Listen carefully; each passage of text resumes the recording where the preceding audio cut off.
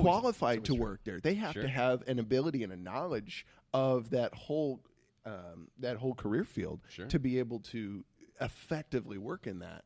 And so they also probably want to be in decent shape, and so have that discipline to have that control over their body, Their you know? diet, their workout so regimen. all of these things are like pluses. Like, this is a good thing. Interesting. Anyway, I'm sorry. I had to stop and take notice of that for a minute. Please continue. It's a great business model, I feel. Of course you do. We're going to take a break. Before we do, again, we want you guys to check out learnmet.com, MET.com. They have over 1,000 teachers on the site, and they've got a YouTube page where you can kind of get to know the product a little bit better. And they're looking for students right now. So if you're looking to learn, they're also looking for teachers. If you're looking to teach, if you're looking to learn, go to learnmet.com to check them out. We will be right back. ARAD, thank you for being here so far. We're going to take another quick commercial break, and we'll be right back. Thank you guys for listening to the William Barron Show. Can we take a personal break for Yeah, now? that's what I was thinking. We'll be right back. Stay tuned to the William Barron Show.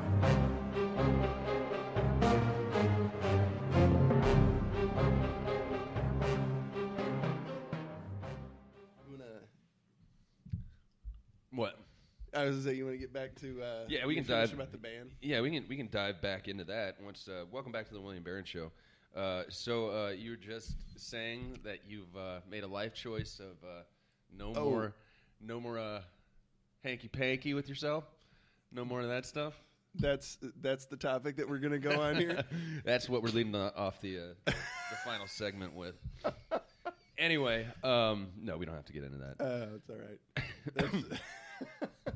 I do advocate that. I will say that. I think it's an important thing for people to master their domain by not mastering it. It's definitely worthwhile to keep that in the marriage bed. I find it to be far more worthwhile personally. Okay, but that's me. All right, fair enough. Mm-hmm. We're not judging anybody on this show. Hey, everybody's got to work that out for themselves. So you told me a long time ago. Speaking of you being in a band, playing around, and you were telling me that you guys, and I want you to tell the story actually. Okay, sure. About a house that you overtook, and you guys played in a pool. Yeah, I can do the pool thing. So this was like one of the higher ups, I guess you would say, because it was a pretty large house, was it not? Well, so here's what went down. When we first got into Iraq, back when I was with the 3rd Infantry Division Band, we were on like guard duty basically for the first month or so, or close to a month, guarding the division headquarters. We got tasked out for that deal. A lot of times, division bands were not being used to play music. At that point in time, they were used as augmentees for other areas where they were shorthanded. Okay. So they put us on guard duty. I'm like, you don't need to play your instruments. Come on, that's totally not important. Our general said, no, my band needs to do 2 things: practice and play. I need you playing for my troops. That is a force multiplier, meaning it's like it will massively impact the morale and mental and emotional welfare of all my troops, so they can get out there and do the jobs I need them to do. Right. So you are massively vital in that process. So he said, y'all get to work. And we were given a building to work out of that was formerly, as I was told, as it was told to me. So some of this, someone could fact check it might be wrong. And again, it was, you were never told shit. Yeah, we established this earlier. I was a low man on the totem pole. I did not know a lot But of as things. you heard, but that's the perfect answer for like a junior enlisted person to say. Like we're always classic, us junior enlisted, for saying, yeah, I don't know anything, right? Of course, as you get up there in rank, you're required to know a few things, so you need to cut that out. But no, we were given this pool house to use as our place of practice and our place of operations. It was, I guess, formerly owned by Saddam Hussein, and he had it built for his kids, to use, is what I was told. I don't know what that could be apocryphal. I don't know. At any rate, it was a pool house there near the Al-Fa Palace in Baghdad. So we used that sucker as our rehearsal hall. And over time, over a majority of the pool, a building was built over it. And we actually had a facility constructed over the shallower end of the pool. Right. So we had electricity and air conditioning run into there and lighting. And then the deep end was still, like a 14-foot deep end was still there. And we would use that as like an orchestra pit. And we would have like full band rehearsal. Orchestra, I mean, we're like a 25, 30-piece band, Didn't that hurt your ears, though? I mean, wasn't it horrible. Or were the acoustics actually Acoustics really were pretty nice? bad. No, they weren't great. I mean, they were interesting. Oh, they a were lot of bad. reverb. Okay. A lot of reverb in sure, there, sure. but it was interesting. But no, we basically just used that for what purposes we had to, and we would cover it with a big blue tarp or several tarps connected together, Right. and we would route air conditioning down from like an air conditioner generator down into the pit there to keep it cool. How hot? How hot was it? Hottest day on record that I remember actually knowing for sure. Anytime I'd been deployed was 156. Holy shit! Yes. Oh my And god! when it's a little windy on a day like that, it literally you step outside of your building and it feels like a wall of air of a blow dryer is hitting you all over every inch of your body. It's disgusting, but you get used to not getting used to it. Is the best I could say. And then the wackiest part of that. How do you right? sleep? Like, So it's not like from sun up to sun, like all 24 hours. It's that temperature, Right, Like right. so, at the hottest part of the day, it's going to be, let's say, on average, maybe 130, 135. Jesus right? Christ. And then at night, it'll be down to like 80, 75, 80. Right. Okay. 80 feels freezing when it's been 130, 140 during the day. That's true. It's incredible how cold 80 feels, right? So it took me a few years once I was done, going on deployments and things, coming back to Illinois and experiencing Right. Illinois winters. Like, I remember the winter of 2010. Okay.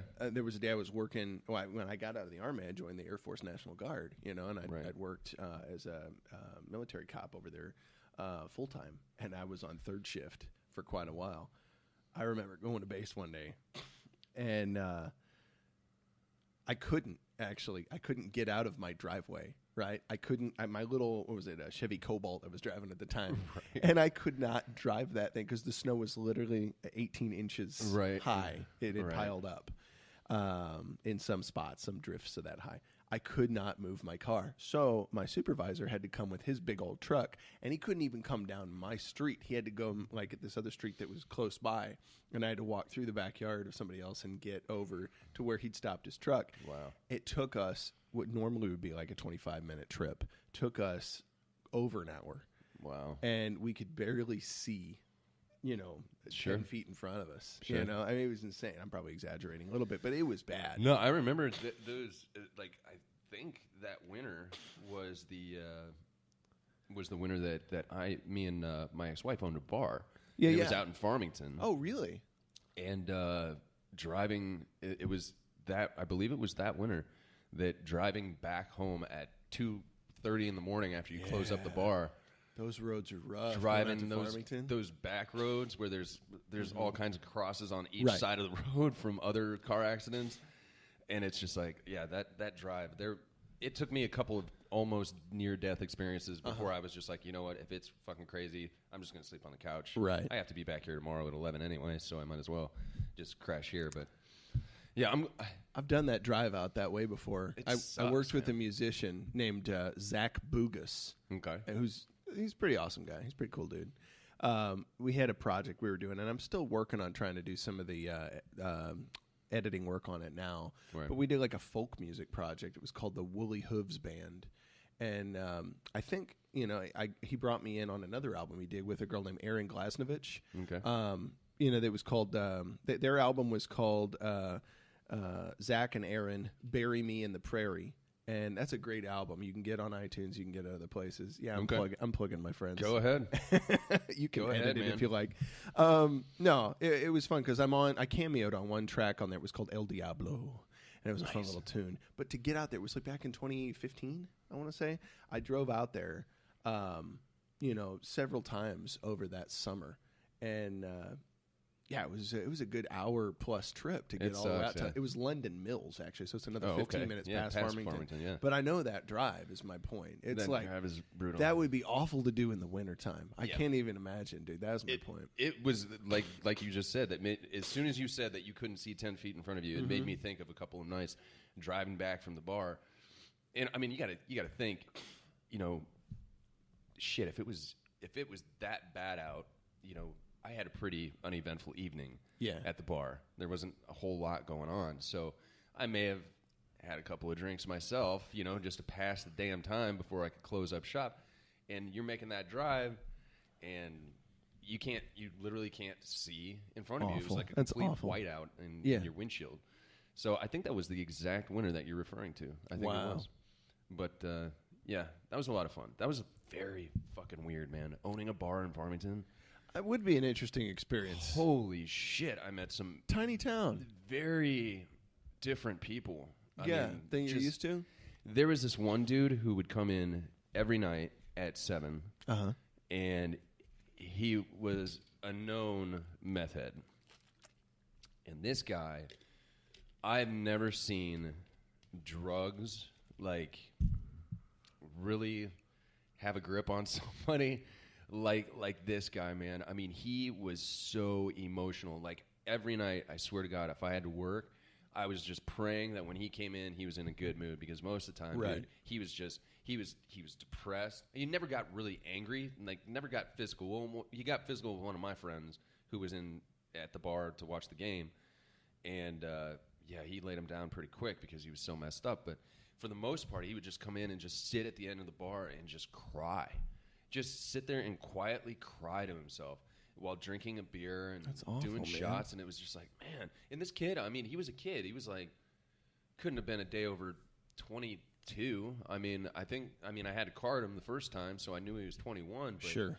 He couldn't have been a day over 22. And he's just sitting at the end of the bar just crying about everything. And I've tried talking to him about it, but he just never fucking told me. Isn't that weird? Like, you get high so you can cry? Sort of thing. Yeah, I mean, I think I understand. I think I could see how that you get to that point. Like, I could understand how your mind thinks this is the way to do that. Yeah, I don't advocate it. No, but no. Like, I think I can understand it, and it just fills you with sadness yourself, right? And then there was this other time. There was this guy, and this girl was sitting next to him, and she had a black eye. You knew that it was not a healthy relationship. Yeah. And he would, anytime that he would disagree with her, he'd grab her by the back of the neck and get real in her face and start doing things like, "What the fuck are you doing?" And I had to kick him out half a dozen times. Yeah. Call the cops on him, and then the girlfriend, surprisingly the whole time, is like, "Oh no, it's fine, he's fine. No, I fell down a flight of stairs. That's how I got this." And it's just like, oh, man. Stockholm kind of stuff. Wow. And then that's what makes me think of anyway. Yeah, my buddy bartender, he's fucking every ugly chick in town. So I've got all these girls of his that are coming around and wanting free drinks and shit. And it's just, it was a nightmare. It was the worst. I was so excited about it at first. But, man, running a bar is tough. I mean, it's not easy. Well, I worked as a bouncer for a while. Did you really? At the Bullpen. Bullpen. The in Landmark. Canton? Landmark. Oh, at Landmark. Okay. Yeah, I did that for a little while. No shit. Yeah. It was just a little while when I was first starting to go back to school. That's a pretty rough. I mean, the couple of times we had a couple of fights that went on. Yeah. I remember specifically having to break up one with a couple other guys one night. It was insane. Right. The 2 times that I've been there have been for both Mayweather's last couple fights. Right. That's a rough crowd. It is. That is a rough crowd. It is diverse. I tend to keep to myself when I'm in there. I just kind of sit down and just mind my own business and enjoy the fight. And then when the fight's over, I pay my bill like a good, respectable, and I am out of here before this gets insane, because it always well spoken. It always did. Well, they'll. I mean, as I remember it, I think that Peoria police frequent that location. Yes, you know, to make sure that it stays cool. You know, and I met some pretty cool people when I was out there. You know, shit. pretty cool cats trying to do that gig.